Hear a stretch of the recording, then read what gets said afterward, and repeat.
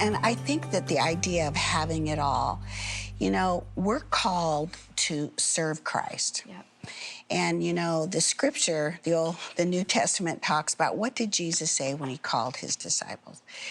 Pick up your cross and follow me. Now, that's not always the most popular message, pick up your cross, right? Motherhood has a few sacrifices. Absolutely. A lot. Yes. Hey, right? And so does marriage. Yeah. Yep. And sometimes we don't talk about that. Right. And I think it's worth a minute to talk about. What is having it all? Yeah. Do you want to stay married? I do. I do. Yes. Absolutely. I'm the grandma. I can talk. I've been married 47 years. Go, girl. Tell us it all. Pastor. Tell it like it is. Do you want to stay married? Do you want to raise kids? Do you want to... There are times when I couldn't have it all. Yep. I had to make the choice. I wanted to be an attorney. I wanted to be, I was saying the other day, a Supreme Court justice. I wanted to do all, could I have done those things? Well, I think I'm pretty smart. I could have done a lot of, I wanted to have a business. I wanted to do, my husband had other things he wanted to do. Is it balancing? I think the word balance is a complicated word. Yeah. When you are a highly motivated person, you know, I believe that work is a gift. I believe that God has created us with passion and gifting. Every single human is born with high capacity to do what they're called and created to do. So when you are all in, whether you are a teacher or if you're a postman, if you are a real estate salesperson, you're a developer, a contractor, whatever you're doing, decorating houses, you're all in. You're working. And work is hard. And you're out there providing for your family, you're all in. Well, it's hard to use the word balance because as a family, everybody's working, helping, working. And I guess what I'm trying to get to is it's hard for two people to be totally having it all for just their agenda and still raising children and everybody having it all the time. What I'm trying to get to is there's a time when you pick up your cross and you follow Christ. You say, well, what do you mean, Robyn? There's times that you say, you know what?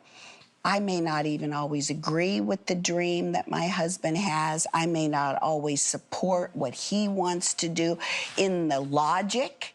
But because I adore him, because I adore my children, I'm going to get in here and I'm going to be passionate about the family. So what's the long-term dream?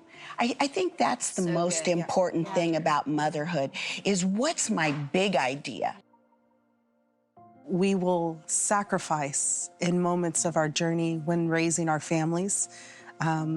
Even being a partner to our husband, we sacrifice our own comfort.